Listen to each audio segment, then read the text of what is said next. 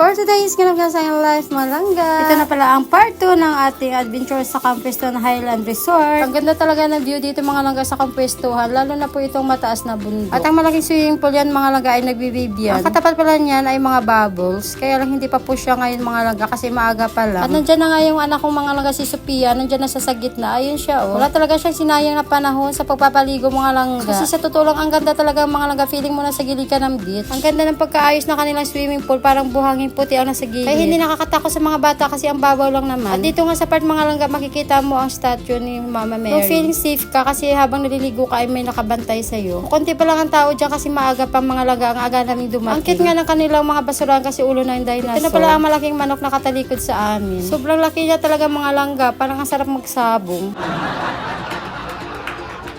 Ayan na nga, dumadami na sila sa swimming pool kasi nag-wave na nga po mga langga. Ang ganda ng wave mga langga, enjoy na enjoy sila at nakakainggit.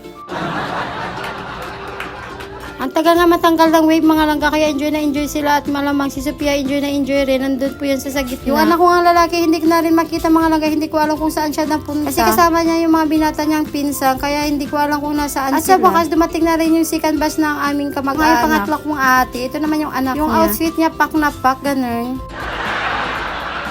Sabi ko nga hindi niya pinaghandaan yung pag-swimming niya sa Campestuhan. Pero ang ganda talaga ng outfit ng aking pamangkin. At ito nga ang dalawa kong bayaw, kinukuha ko sila ng picture. Seryoso mga yarn.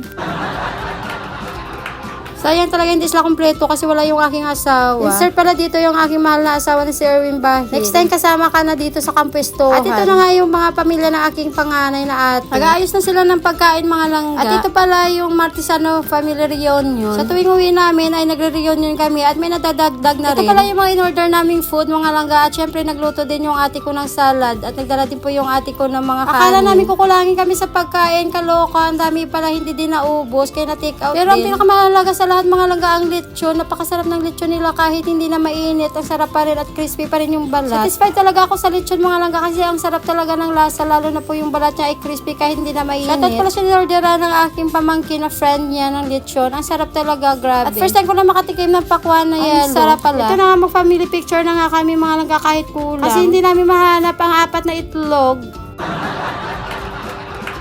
Kaya kukutusan ko talaga yung apat na yung mga langga dahil hindi pa nga kami nakapag-picture ay gumala na. Ito na nga, binubuksan na yung lechon mga langga. O, diba nire-ready na. Ang sarap talaga mga langga, amoy pa lang. Hindi talaga kami nakapag-picture dyan ng kompleto dahil kulang ay yung apat namin mga pamangkin. Ang apat naming anak na lalaki ay hindi namin alam kung saan na sila nagpunta. Kaya pagkatapos mga langga mag-picture yan, na-pray at saka kumain na rin mga langga kasi gutom na talaga kami. At si Sophia nga ay dinawalan talagang kinain niya kasi yan ang paborito niya. Mga langga, hindi ko alam kung anong unahin kong pagkain dyan kasi marami yung plato ko punong-puno. Pero dyan talaga kung malapit sa lechon kasi nga nagkukuha ako ng alam mo yung memories at ang saya mga langga kapag umuwi ka ganito nagtipon-tipon. Apat na kami magkakapatid mga langga pero hiwalay kami ng lugar. Yung panganay kong ate ay nasa Talisay, yung pangalawa naman ay nandito mga langga sa Hacienda Maliaw at ang pangatlo naman ay nasa Morsha at ako ang pang-apat nasa Manila na punta.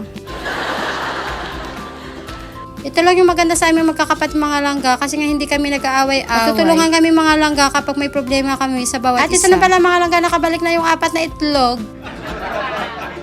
Silang apat kanina ang hindi nakasali sa family picture kasi nga gumala sila mga langga, naligo hindi na namin agad. Sila mahagila kung saan sila kaya ayan mga langga, pagdating nila ay kumain na. Sa lapat ng lugar at syempre sa dami man ng tao mga langga, hindi mo talaga sila mahanap. At hirap nga dito maglakad-lakad mga langga kasi paakyat, masakit at sa tuhod. At ito na yung inyong madam, pa-picture-picture na lang kasi nga di makaswimming. Abangan ang part 4 mga langga, bye!